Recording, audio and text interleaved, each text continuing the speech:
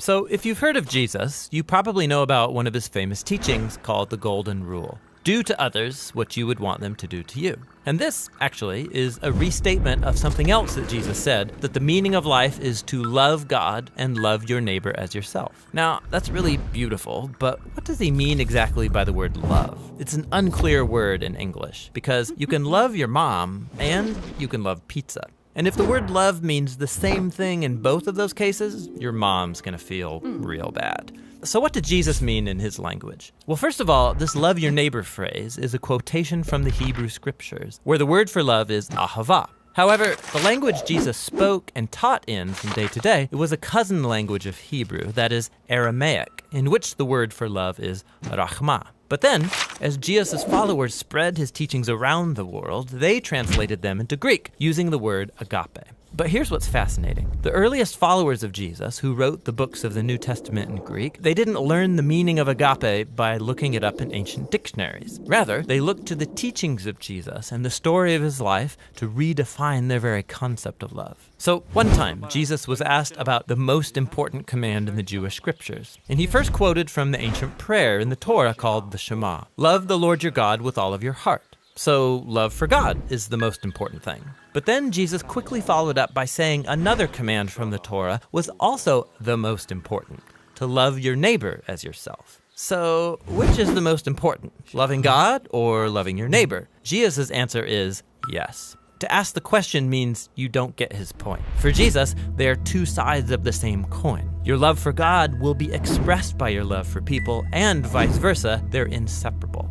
And so this makes it clear that for Jesus, agape love is not primarily a feeling for someone else that happens to you, like our phrase, I fell in love. For Jesus, love is action. It's a choice that you make to seek the well-being of people other than yourself.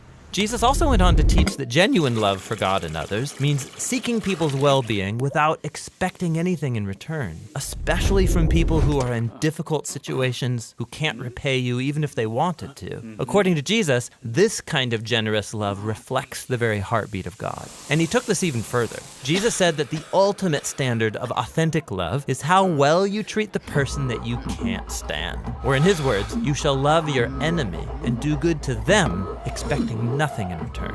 For Jesus, this kind of enemy-embracing love imitates the very character of God himself.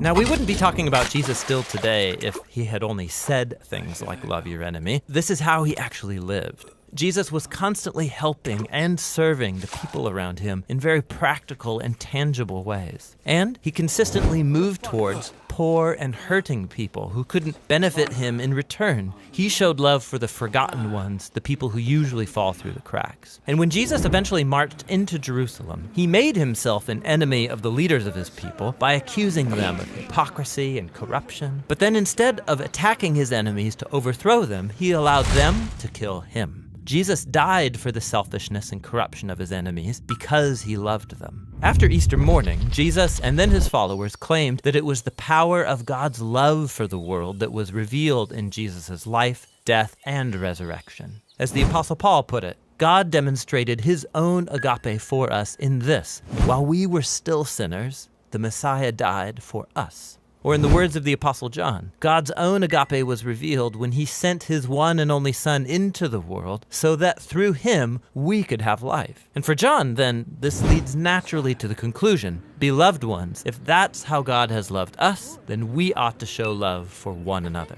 So Christian faith involves trusting that at the center of the universe is a being overflowing with love for his world, which means that the purpose of human existence is to receive this love that has come to us in Jesus and then to give it back out to others, creating an ecosystem of others-focused, self-giving love. And that's the New Testament meaning of agape love.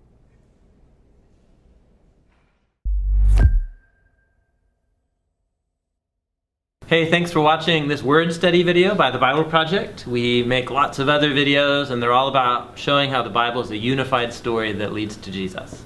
You can go to our website, thebibleproject.com, see what we're working on, and even jump in to pitch in a few bucks to the next one. Thanks for being a part of this with us. Thanks, you guys.